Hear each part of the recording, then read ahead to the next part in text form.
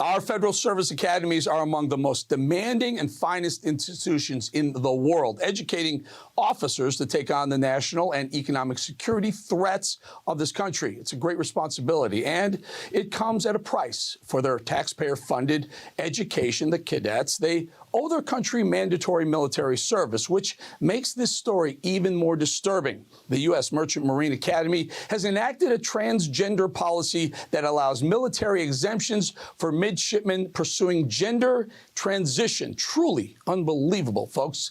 There are terms and conditions that cadets and midshipmen agree to, a deal, so to speak, with the American people, that your education will be fully funded, and in return, you serve your country. But that contract has now been breached. The Biden administration's radical gender policy is now creating a loophole for trans students to dodge their service obligation.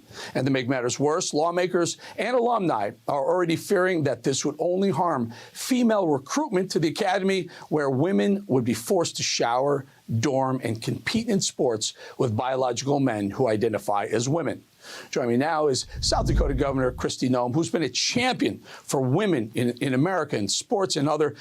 Governor, just weigh in on this now. The Merchant Marine Academy is now saying if you're trans, you may not have to give your service to the country, and you may be allowed to shower and live with other women in the dorms. Crazy.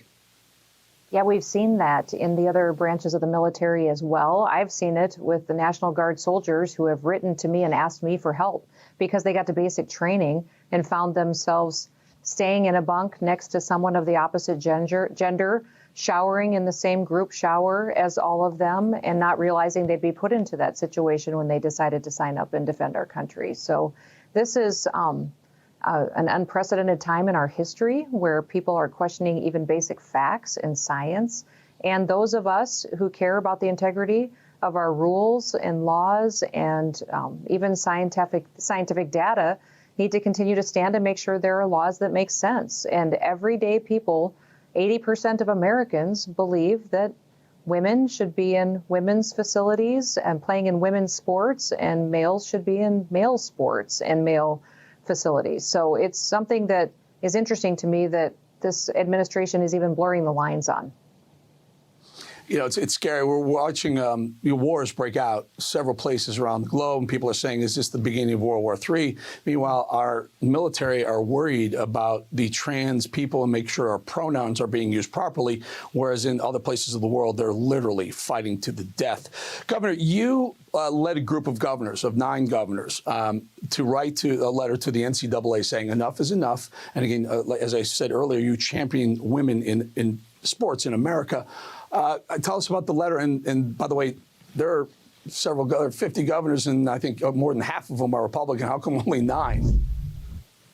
Yeah, so I led a letter with 15 other Republican governors, writing to the NCAA, writing to Charlie Baker, and to this committee on competitive safeguards, asking them to change their policy.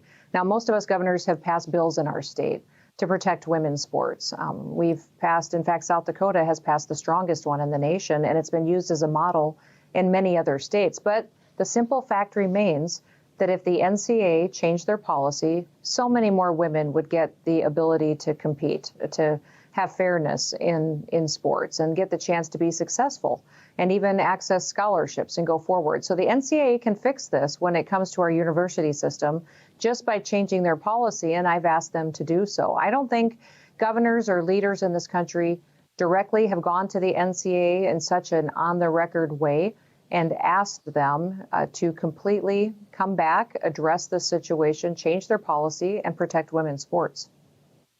Have they responded yet? And what would be the process for them to change their policy? They have not. My understanding is that the policy or this committee can make a decision, take a vote, change the policy. I did speak with Charlie Baker, who was incredibly gracious and understanding. And when I told him I would be leading this letter, he asked that I CC him on that so he'd be aware of it too.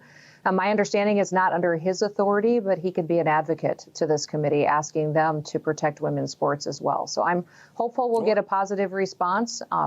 We talked in the letter about Riley Gaines's experience. We talked about the fact that her years and years of work was eliminated for a photo op, for for an opportunity to have a political statement, and how discouraging that was, not just to her, but so many young women across this country.